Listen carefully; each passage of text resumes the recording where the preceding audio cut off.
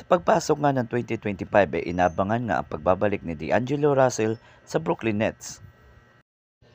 Halika, samahan mo ko at kwentuhan kita. Pero bago ang lahat, please like and subscribe naman.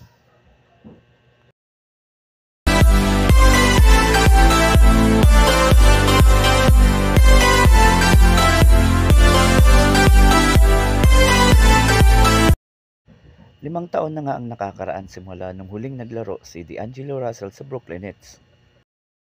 Matatandaan natin noong taong 2018 at 2019 pinangunahan ni D'Angelo Russell ang Brooklyn Nets na makapasok sa playoffs at nakuha niya ang kanyang kauna-unahang All-Star appearance na may average na 21.1 points, 7 assists per game, 3.9 rebound per game at 1.2 steals per game.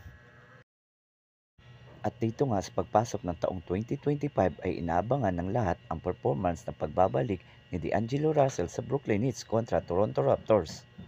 Kung saan sa pagpasok pa lang ni D'Angelo Russell ay agad-agad ito nagparamdam at nagbigay ng 5-0 nating run para sa Brooklyn Nets. Ngunit sa kasamaang palad ay hindi nga nakuha ni D'Angelo Russell at ng Brooklyn Nets ang kanilang panalo dahil nakuha ng Toronto Raptors ang 130-113 na panalo. Nanguna naman para sa Brooklyn Nets si Cam Johnson at D'Angelo Russell na may 24 points at 22 points. Samantala para sa Toronto Raptors ay nanguna dito si Scottie Barnes na may 33 points at 13 rebounds.